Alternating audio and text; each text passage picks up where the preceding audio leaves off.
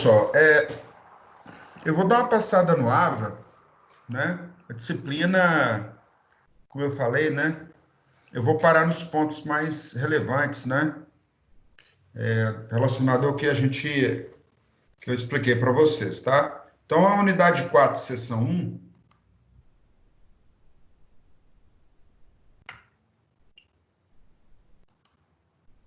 a unidade 4, seção um.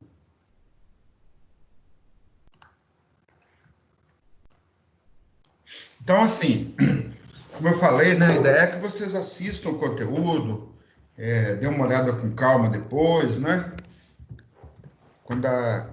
Para nos conteúdos e tal. Então, eu vou passar aqui e vou explicar, né, de um modo geral e parar nos pontos mais relevantes, tá? Mas como o nosso tempo é curto, né, não dá para ver todas as unidades, investindo todo aquele tempo, né? Então, o que ele está falando para você, ó, que nessa unidade 4.1 são os conversores de corrente alternada, né? De corrente contínua, né? Introdução a máquinas elétricas. Tem uma disciplina aqui na grade, vocês, que chama máquinas elétricas, tá? Tem outra que é acionamentos elétricos. Essa disciplina eu achei ela muito interessante, porque ela dá uma visão geral, né?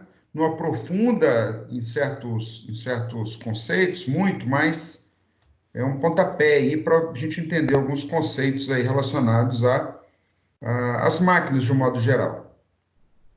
Bom, ele está falando, né, que no convite ao estudo aí, que tem a ver com os princípios, né? Tudo é o eletromagnetismo aplicado aí aos conceitos de eletromecânica, tá certo? Aqui ele vai falar dos conversores de corrente alternada. Bom, aqui tem um conceito muito importante para a gente, pessoal, que é o seguinte. Ele vai falar assim dos conversores síncronos e assíncronos. Esse nome aí, síncrono e assíncrono, pessoal, até tirei minha mesa digital aqui, mas o que acontece? Da onde vem esse nome síncrono e assíncrono? Esse nome vem de uma... A nossa frequência da rede elétrica, ela é de 60 Hz, tá certo? São 60 Hz. Então, o fato da máquina ser síncrona ou assíncrona, né? Esse sincronismo tem a ver com esses 60 Hz da rede elétrica, tá? Quando o giro de uma máquina ele está vinculado de alguma maneira, não que ele seja igual, mas ele está amarrado com essa frequência da rede elétrica, a gente diz que essa máquina é uma máquina síncrona, tá certo? Bom, aí usando nos princípios de indução de energia, tá? A gente vai ver que existe um atraso, né? Sempre um atraso.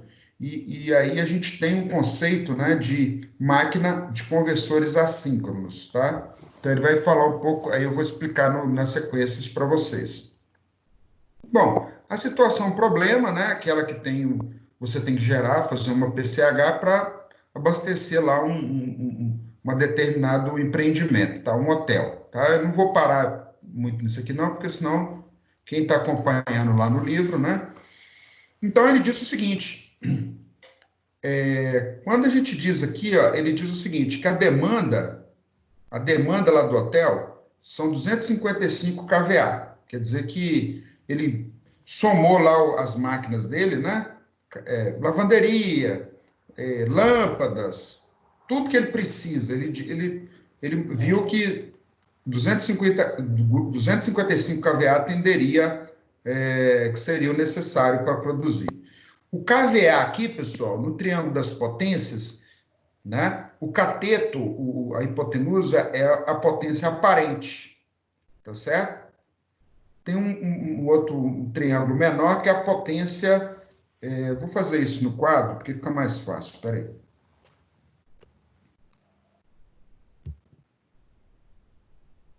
Vou fazer esse triângulo aqui, tá? Mas basicamente nós temos, quando a gente fala de potência,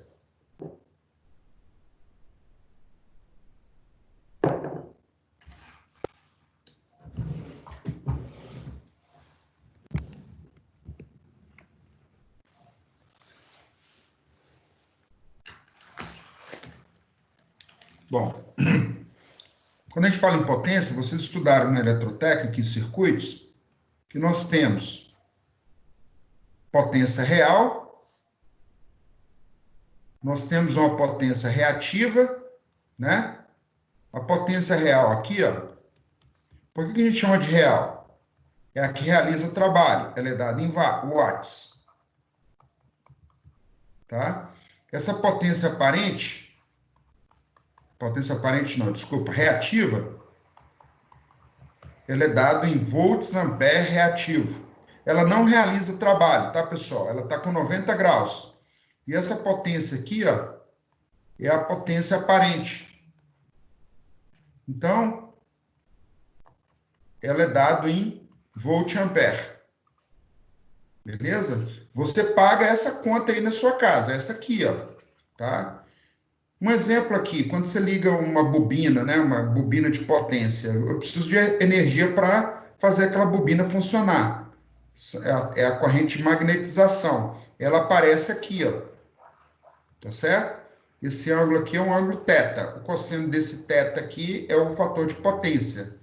Então, um transformador, que a gente fala que o transformador é de 100 kVA, ele está dizendo que o transformador ele é dimensionado para fornecer 100 kVA, né, na linha elétrica lá da CEMIG.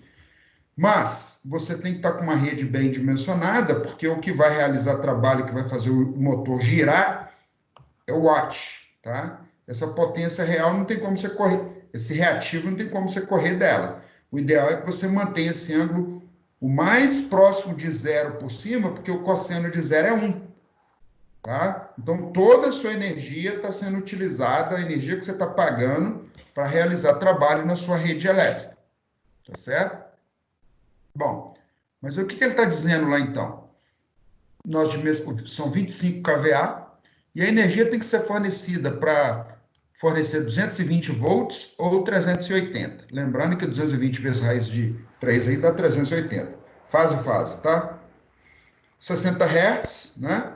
Aí ele optou lá em usar um gerador a diesel. Você vai aplicar o diesel nele, ele vai fazer girar o eixo, né? A energia mecânica, então, está sendo fornecida via diesel, e aí a energia elétrica que vai sair vai estar aquela figura, aquela ilustração que eu usei na lente Faraday, né?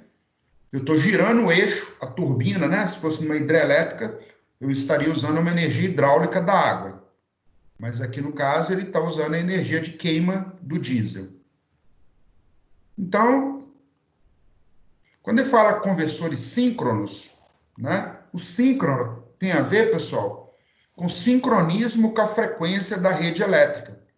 Essa máquina aí, ele está dizendo o seguinte: a máquina tem um estator, tem um rotor, tá? Observe que tem um N e tem um S aqui, ó.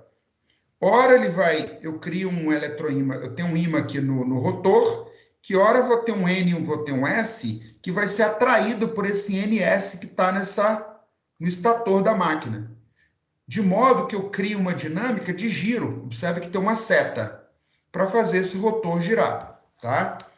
Quando eu tenho energia elétrica, se eu tenho energia elétrica, eu quero energia mecânica, que vai aparecer na ponta do eixo, tá? Se eu não tenho a energia elétrica, eu vou colocar a energia mecânica na ponta do eixo para pegar a energia elétrica lá no estator da máquina.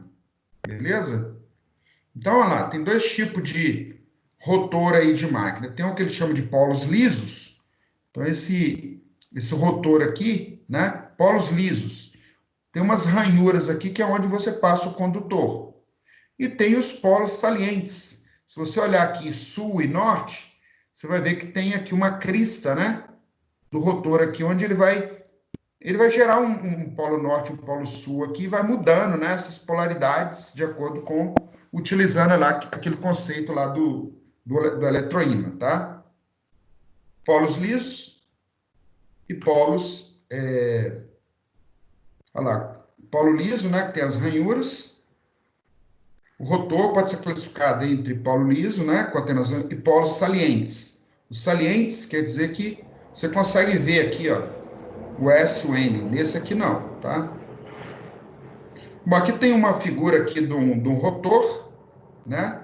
Ele com os enrolamentos. E aqui tem um rotor. tá certo? Um detalhe interessante, pessoal, que esse rotor da foto aí é um rotor que foi tirado de uma hidrelétrica, tá? O que acontece? Aqui no texto ele fala para você assim, diferencia os enrolamentos de campo e de armadura. A armadura que está no rotor da máquina, tá? Sendo que o enrolamento de campo é onde é produzido o campo magnético principal da máquina, tá? E o enrolamento de armadura é onde é produzida a tensão induzida da máquina. Bom, aí o que vai acontecer? Tem um conceito aqui que ele chama de excitatriz, né? O que é excitatriz? Essa máquina aqui, eu preciso criar um polo norte e um polo sul no rotor da máquina. Aí, para eu criar um polo norte e um polo sul no rotor da máquina, eu tenho que usar tensão contínua, tá? Então, eu preciso pegar uma tensão contínua, imagina, vamos supor, 100 volts.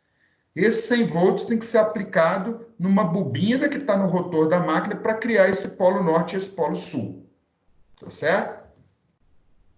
Então, em hidrelétrica, por exemplo, né, você tem que criar essa excitatriz.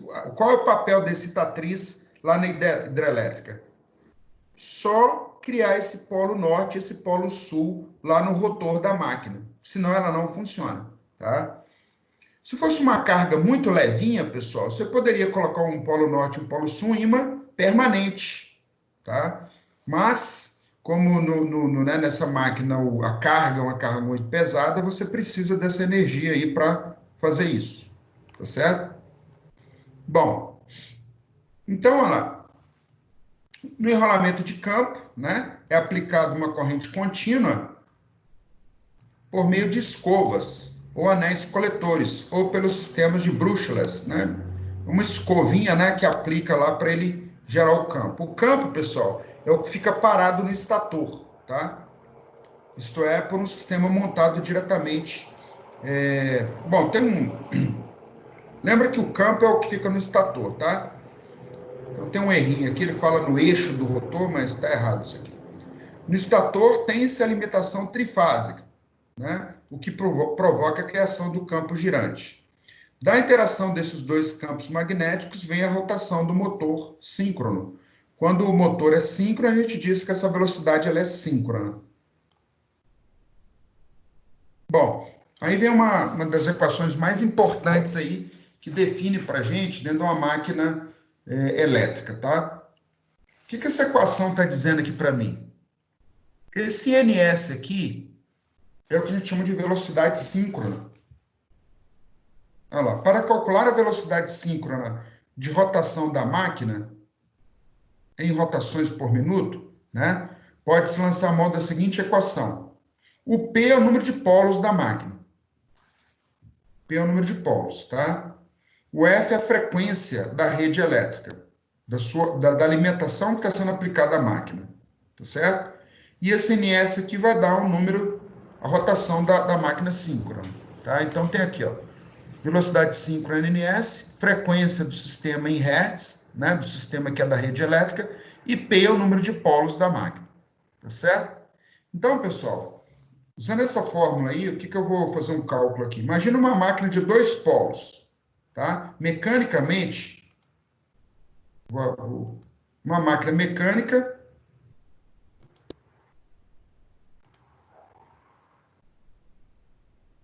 então o que seria uma máquina de dois polos, né?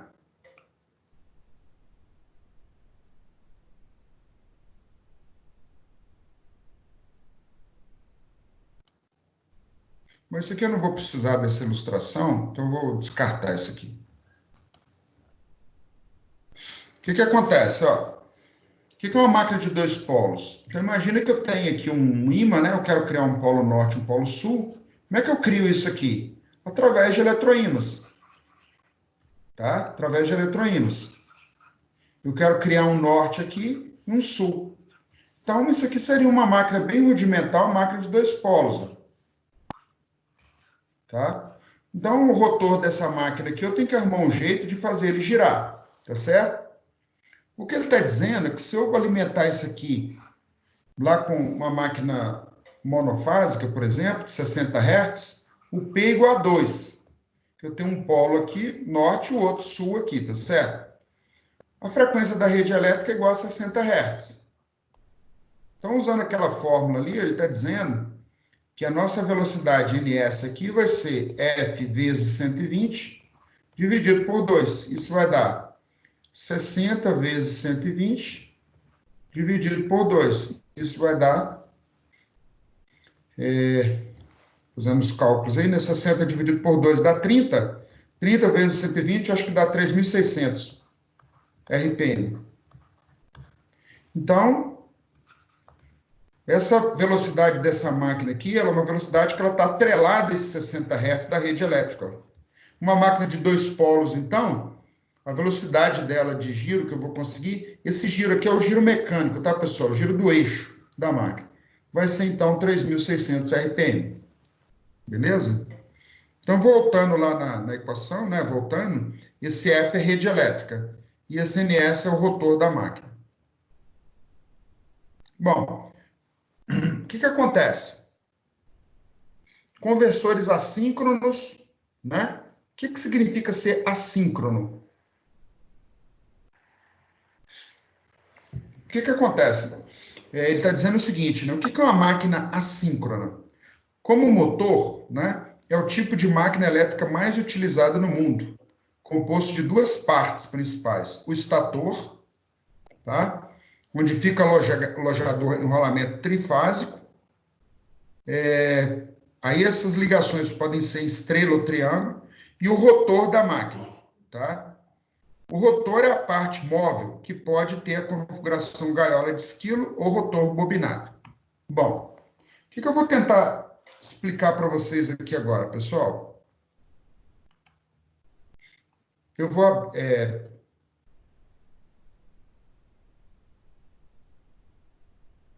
Bom, eu vou descartar isso aqui. O que acontece? O que é um... Imagina o seguinte, eu tenho uma corrente elétrica, essa corrente elétrica são 3 fases, tá? E essa corrente elétrica ela está defasada de 120 graus, tá? 120 graus, isso aí nós já vimos no laboratório, nas simulações, tá? Então, o que você faz? Lá na máquina, no estator da máquina, você vai criar um enrolamento e essas bobinas, elas estão com uma defasagem, ela tem um ângulo de 120 graus entre elas. A ideia é que eu crie aqui nessas bobinas, ora um norte, ora um sul, tá? Norte, sul, vamos imaginar. Quando for sul aqui, é norte aqui. Quando for norte aqui, é sul embaixo. E assim por diante, norte e sul. Tá certo? Então, essas bobinas, elas estão paradas, elas estão fixas. Tá certo? Isso aqui, pessoal, o meu objetivo é que a resultante, imagine que se eu colocasse aqui no meio aqui uma peça, um eletroímã, esse eletroímã tem um norte e um sul aqui, correto? Então, o que vai acontecer? Esse camarada aqui, eu vou criar uma dinâmica, né, nessas bobinas que estão arranjadas em 120 graus, de modo que eu crio uma resultante, né? Essa resultante vai ser o seguinte: o meu objetivo é fazer esse eletroímã aqui, ó, ele girar. Ele vai ficar sempre girando aqui no meio. Como é que eu vou conseguir isso? Eu vou conseguir isso fazendo o seguinte. Eu vou conseguir um arranjo aqui, ó. Por exemplo, eu tenho um sul aqui e um norte, tá? Então, esse eletroímã, nesse determinado momento, eu quero que ele tenha um norte aqui e um sul. Ele está sendo atraído por esse sul, tá? Na hora que ele estiver alinhado, eu vou diminuir esse sul aqui e aumentar diminuir esse sul aqui, tá certo? Para ele ficar zero e aplicar o sul nesse outro eletroímã. E o norte vai ficar desse lado, para que ele seja atraído por esse elemento. Nesse mesmo momento, pessoal, se o norte está aqui, o sul está aqui, eu vou criar embaixo um norte, tá? De modo que ele tenha atração para esse lado, beleza? Na hora que ele ficar alinhado com esse camarada aqui, eu vou zerar esse S, ele vai ficar zero, e vou fazendo esse movimento, tá? Isso, pessoal, Esse campo magnético que está no estator da máquina, a gente chama que é o campo magnético girante. Campo magnético girante. Nós vamos ligar cada bobina dessa numa ligação na fase A, B e C da nossa rede elétrica. Eu ligo uma bobina nesse camarada, ligo a bobina de baixo nesse aqui, ligo a outra bobina. Então, o campo magnético aqui, não existe você não consegue ver as linhas de campo que estão sendo criadas, tá? Mas ele vai criar um campo magnético norte e sul que vai ficar alternando, tá? E por que a gente chama de campo magnético girante? Porque ele vai ficar girando aqui, tá certo? A velocidade de giro desse campo magnético, ela é síncrona. Ela é síncrona. Ela é uma velocidade síncrona, porque ela é diretamente proporcional à velocidade dessa frequência F aqui, que é a frequência da rede elétrica. A questão é esse ímã do meio, tá? Que é o rotor da máquina. Se essa máquina aqui, se eu tivesse criado um N e um S, pessoal, se fosse um ímã permanente, o giro desse camarada aqui vai ser diretamente proporcional a como esse eletroímã aqui está girando, concorda? Porque ele tem um N e o S aqui, ó, ele vai ser sempre uma velocidade síncrona, tá?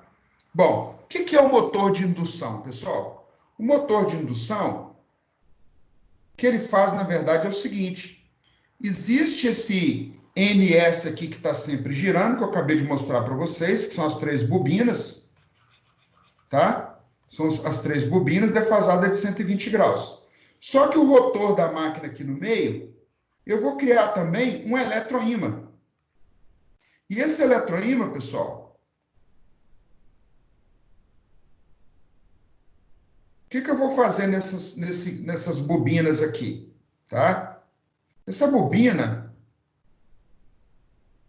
eu vou pegar essa bobina aqui, ó, e vou fazer um curto-circuito. Vou curto-circuitar essa bobina.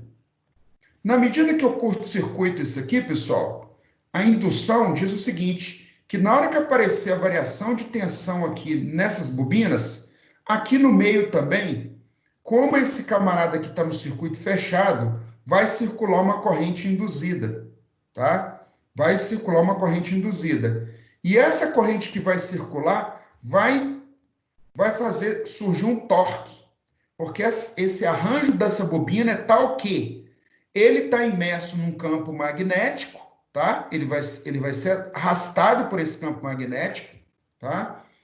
Vai surgir uma corrente que vai ficar aumentando e diminuindo, vai no valor máximo e vai em zero. E pelo princípio da indução eletromagnética pela lei de Lenz, ele vai fazer esse eixo girar. Por que ele chama de motor de indução? Porque o que vai acontecer? Tá?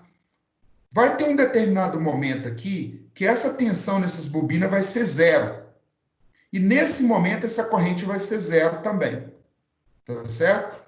Então o que vai acontecer? Existe uma velocidade que é do campo magnético girante, que essa velocidade é diretamente proporcional à velocidade da frequência da rede, que é o F, que é uma velocidade síncrona. A velocidade do campo magnético girante é diretamente proporcional a F, tá? Então, essa velocidade aqui é síncrona. Mas aqui, como ele está usando o princípio da indução eletromagnética, ele vai estar sempre atrasado, tá? Ele vai ser arrastado pelo campo magnético girante, tá? Daí a gente diz, quando a velocidade do campo magnético desse rotor for igual à velocidade do campo magnético girante, tá? Não tem essa corrente aqui não vai ter uma corrente induzida. Aí ele tende a ficar atrasado, tá certo? Ele vai ficar atrasado. Daí a gente diz que surge o fenômeno do escorregamento. A velocidade do rotor, então, ela está sempre menor que a velocidade do campo magnético girante. Pelo fato dessa velocidade do rotor, né, nunca ser igual à velocidade do campo magnético girante, pessoal, a gente diz que essa máquina aqui é uma máquina assíncrona.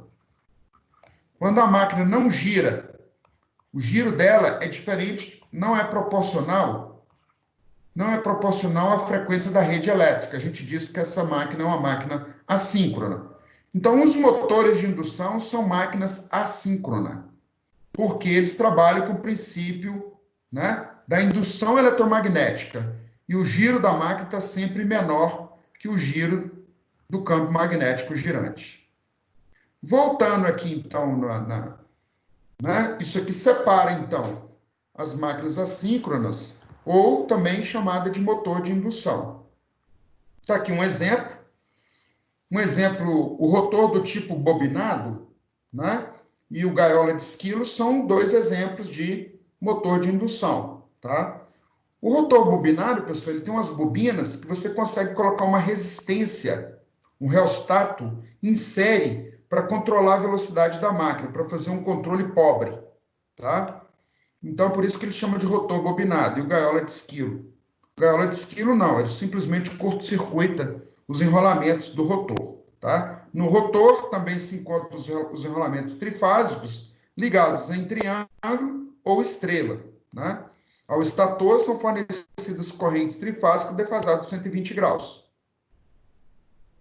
Então, o motor de indução, né? A disposição das correntes das fases criará o que chamamos de campo magnético girante. Isso no estator da máquina, no qual, a cada ciclo da frequência, uma volta completa do estator será percorrida pelo campo magnético rotativo, que induz correntes trifásicas no rotor.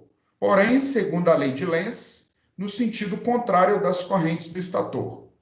Como as indutâncias e resistências dos condutores do rotor e do estator são diferentes, cria-se uma diferença entre os campos magnéticos, né, pelo estator. Isso que vai fazer o torque da máquina, vai fazer ela girar. Beleza? Então, aqui ele vai falar de escorregamento, né? Resumido, de modo resumido, pela diferença entre os campos magnéticos, tem-se o campo magnético girante do rotor, né, sempre tentando alcançar o campo do estator, sendo que o do estator está na velocidade síncrona, mas o rotor sempre está uma rotação abaixo da síncrona. Senão ele não gira e perde a rotação. O rotor nessa máquina, pessoal, ele não gira por... Se a carga que você colocar no eixo for muito pesada e ele não der conta, aí o rotor não gira, tá? Mas o motor ele é dimensionado para ele conseguir girar essa carga. Essa diferença entre as rotações é o que a gente chama de escorregamento. O escorregamento é calculado como? Ns é a velocidade síncrona e NMI aí é a velocidade do rotor, dividido pelo Ns. É um percentual, tá? Esse S aí é um percentual da velocidade do campo girante da máquina. Aqui está um exemplo. Na imagem a seguir, pode-se ver um rotor do tipo gaiola de esquilo, um motor, né? Motor de indução, então, ele tem essa característica. Aquele primeiro laboratório que nós fizemos era um motor de indução. Bom, ele termina aqui a unidade 1, tá? Vou colocar aqui agora a unidade 2.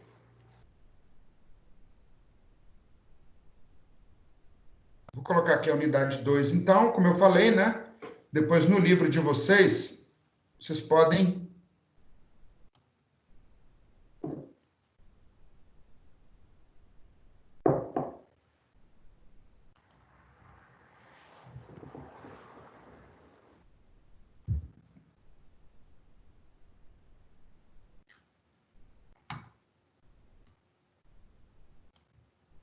Então, tá aí a unidade 2, tá?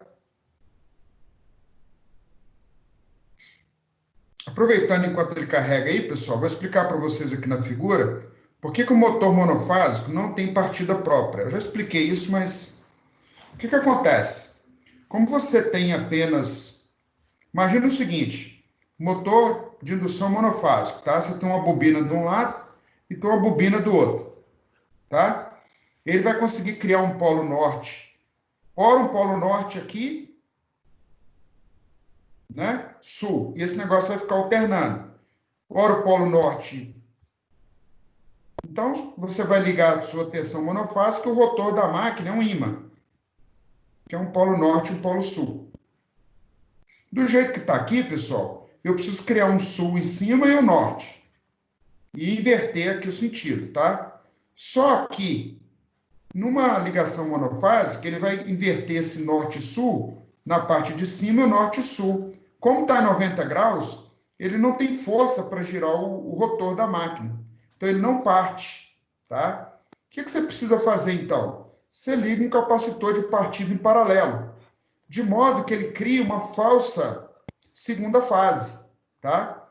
Então, ele vai criar um negócio aqui, ó, ele vai criar uma fase, é a monofásica, ele vai criar o capacitor, ele vai carregar no semiciclo, né?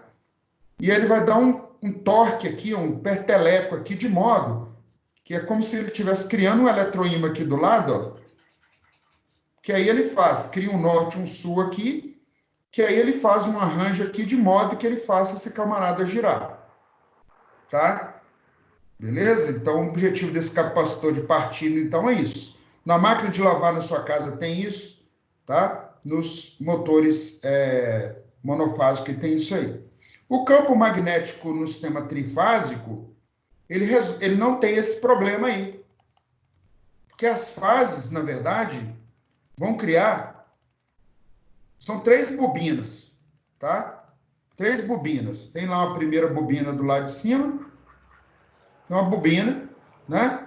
Elas vão criar, nos finalmente, vai criar ora essa resultante da força vai para cá, ora para lá, ora para outro, né? Esse F aqui, ó, ora ele vai estar máximo aqui e ele vai ficar girando, né? E vai ficar girando aqui, tá certo? Então, o rotor da máquina que você tiver lá no miolinho dele, ele vai ficar... Quando a máquina é síncrona quer dizer que esse norte e sul aqui, ele é criado sem utilizar indução eletromagnética. Então, ele acompanha esse giro na mesma velocidade da frequência da rede elétrica, tá? No motor de indução, você faz um enrolamento aqui e curto-circuita esse enrolamento. Você liga esse enrolamento. Aí o que vai, a corrente induzida lá no rotor da máquina, nas bobinas do indutor, usando o princípio de indução eletromagnética, a indução acontece ligeiramente defasado, né, da energia que está fazendo a excitação. Por isso que o rotor está sempre um pouco atrasado aí. Vamos ver se ele abriu. Então, está aqui. A unidade 2, então. Aqui ele vai falar sobre as máquinas, né, os conversores de corrente contínua. Bom, aí ele vai falar aí que já foi estudado, né? Aqui tem um detalhe importante, quando ele fala expulsante, pessoal, a máquina monofásica, ele tem ele fica pulsando, tá? E uma máquina trifásica, ele tem um giro suave do campo magnético, tá certo?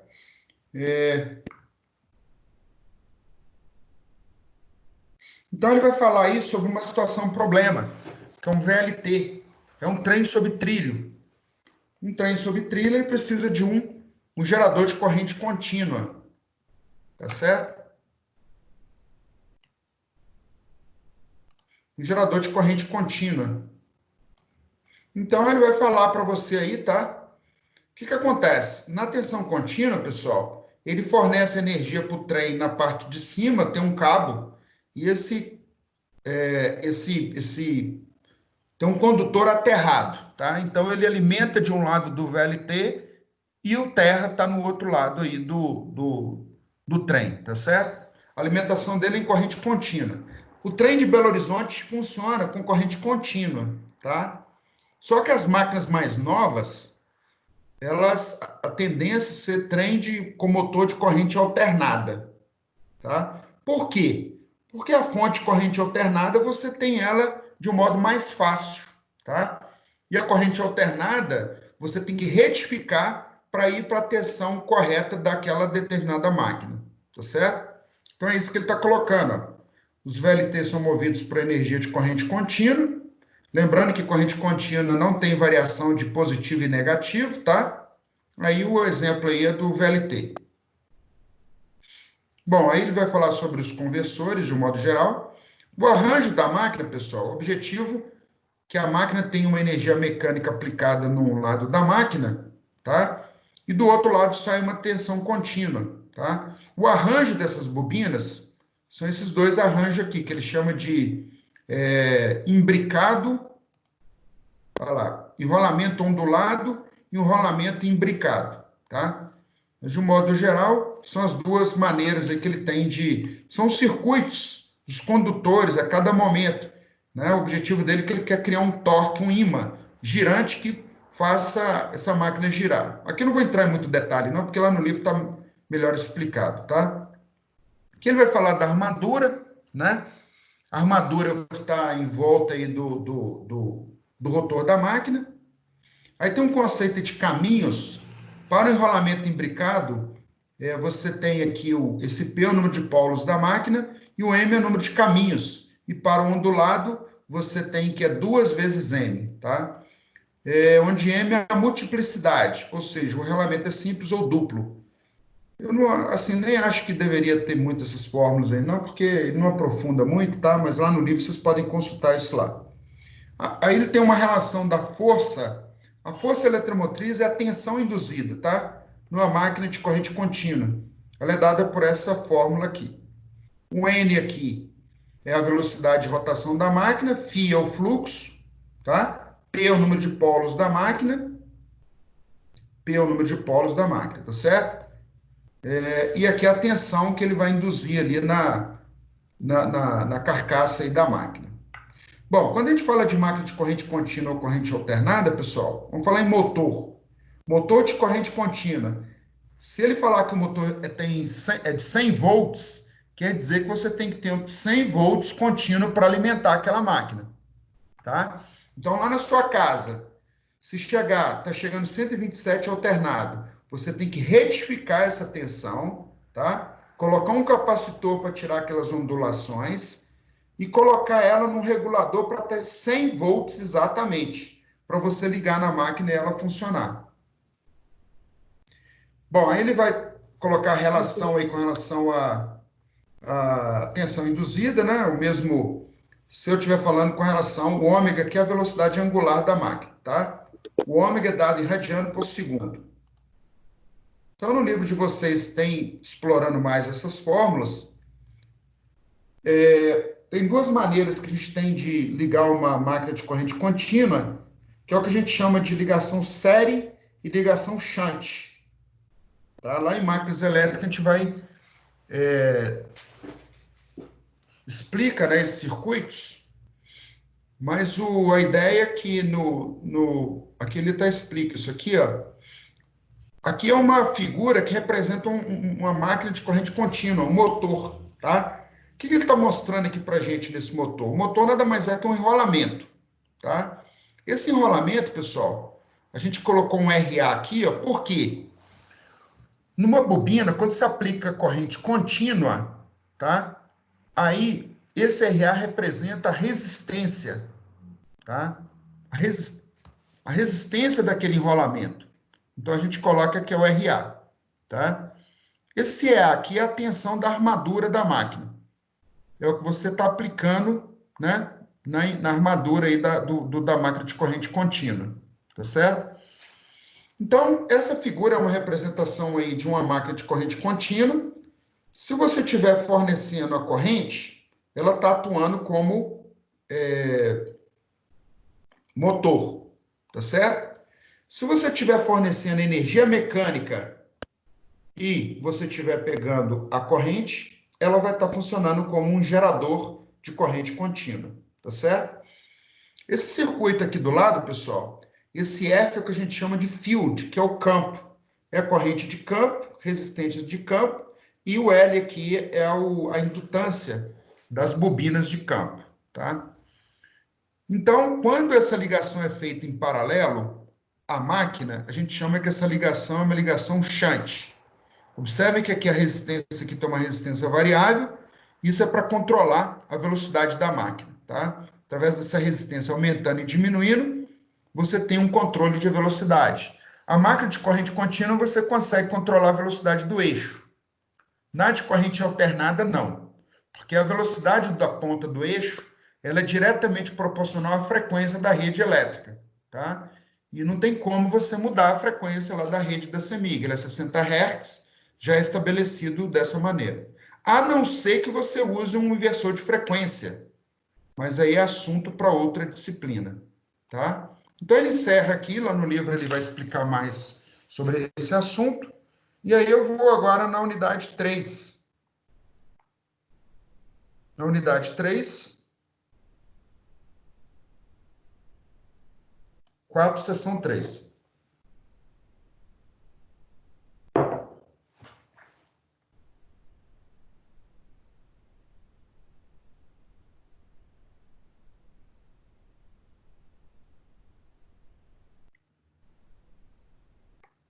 Então, na quarta seção 3 aí, pessoal,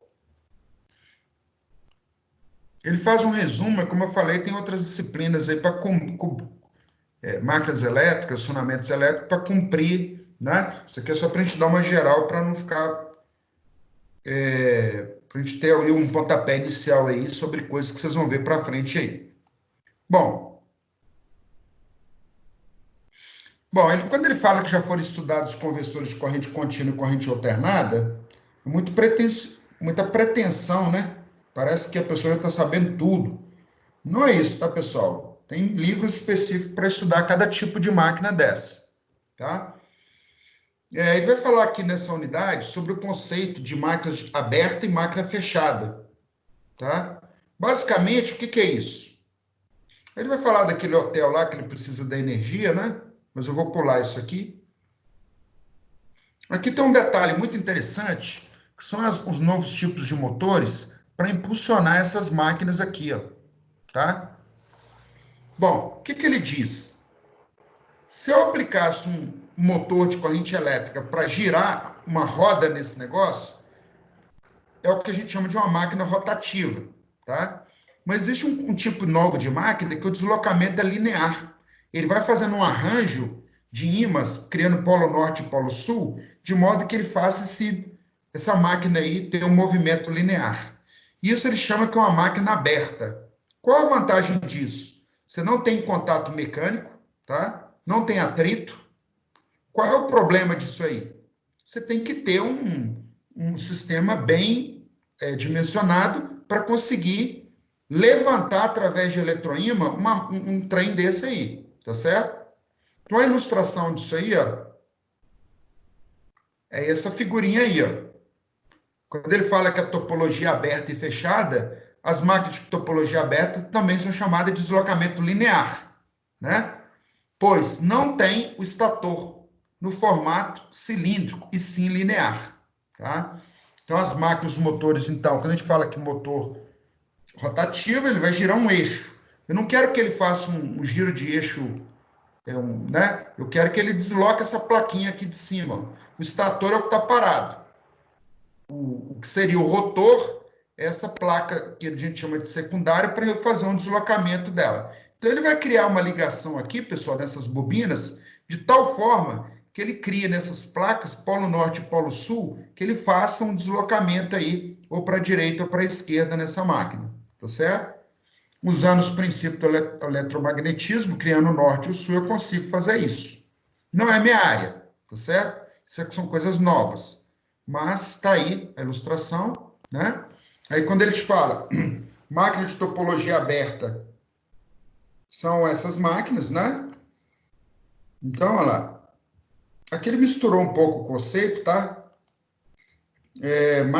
Quando eu clico em topologia aberta, na verdade, né? Ele diz o seguinte, ó. Nas máquinas de topologia aberta, a velocidade linear, né, do motor é dada por... Ele tem a frequência de alimentação do motor e aí ele tem um conceito de passo. O passo é o deslocamento que ele vai fazendo ali para cada deslocamento linear. Então, é 2 vezes esse TP vezes o F, que é a frequência. E na outra máquina, né, nas máquinas síncronas e assíncronas, a velocidade do campo girante era aquela fórmula que eu já tinha passado, que é o NS, que é a velocidade síncrona, né, 120 vezes o F, que é a frequência da rede, dividido pelo número de polos da máquina.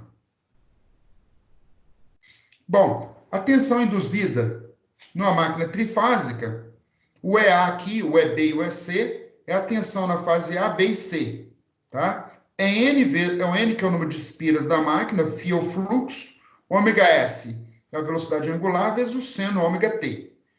O B está com uma defasagem de menos 120 graus e a fase C está com uma defasagem de menos 40, menos 240.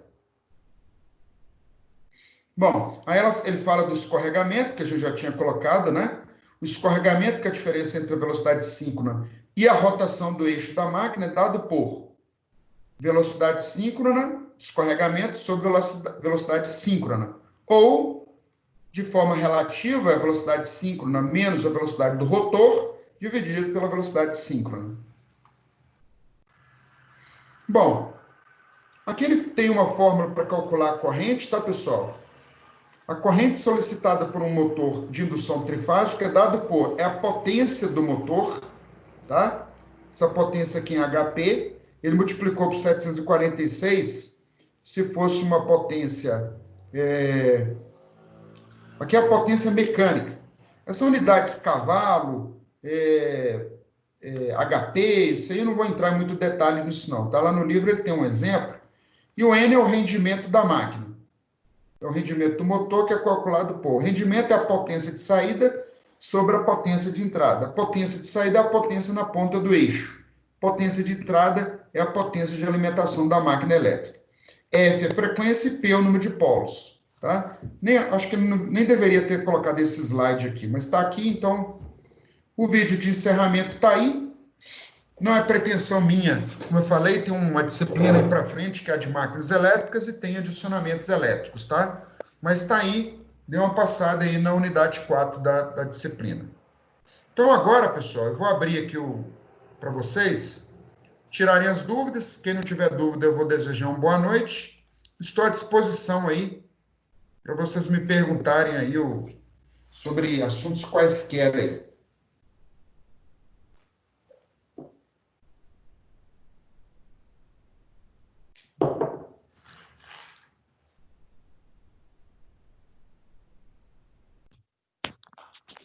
Professor, Sim?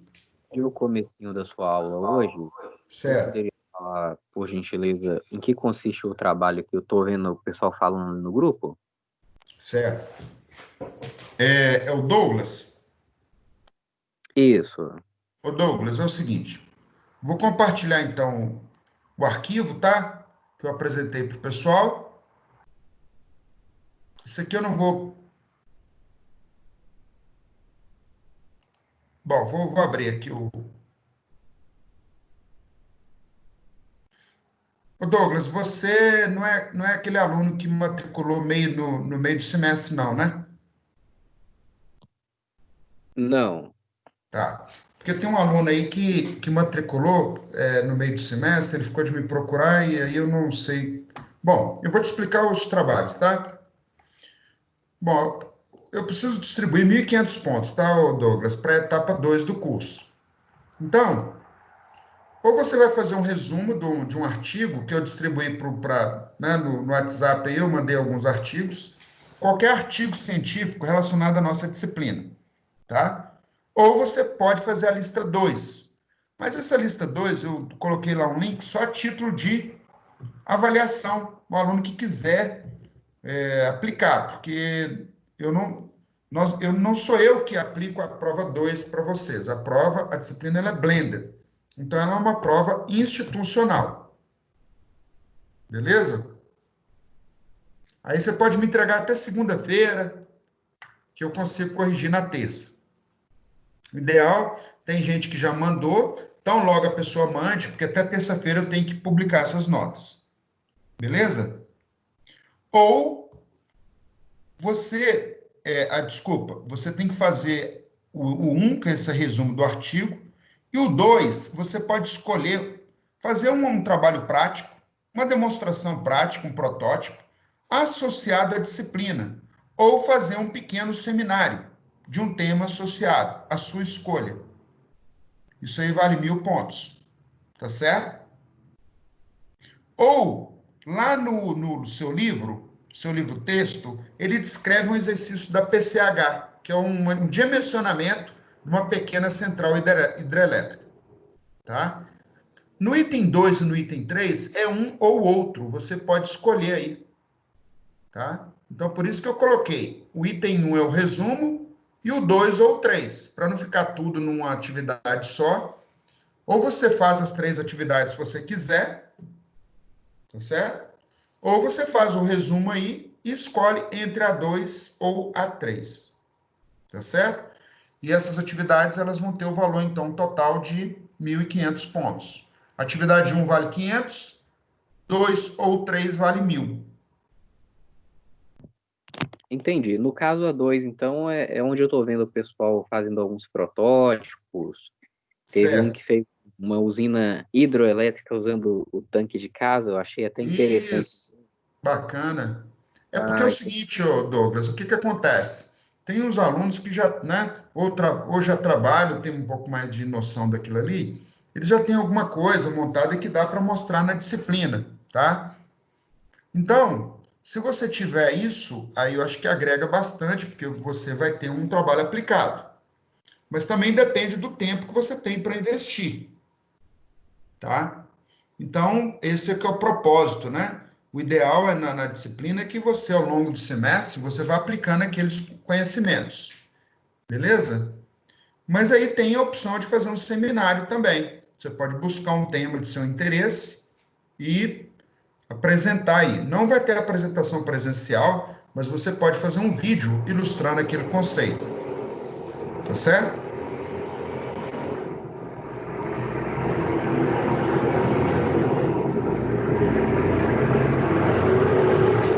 Ok, Douglas?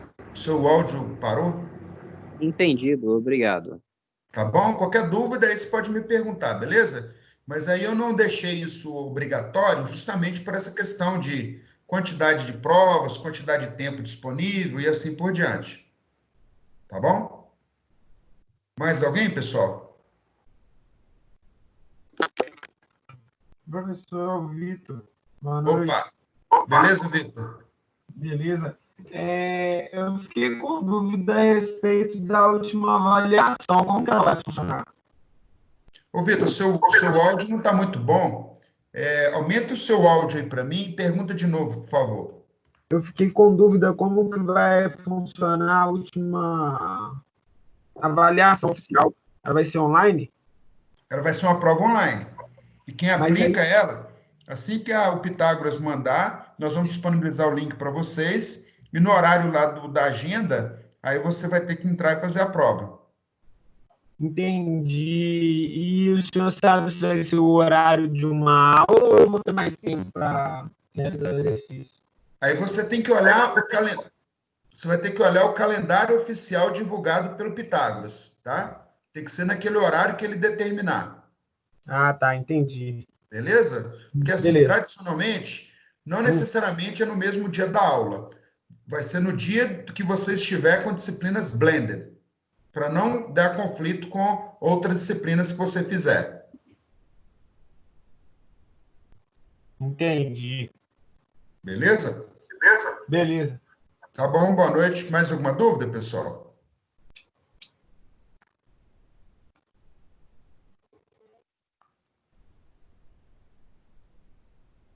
Mais boa noite.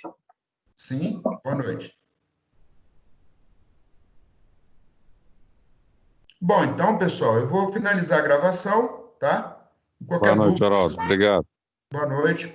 Por nada. Qualquer dúvida, estamos à disposição, via WhatsApp ou via e-mail, tudo bem? Geraldo, boa noite. Boa noite.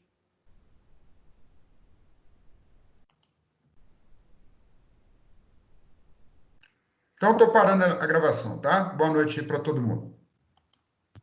Boa noite.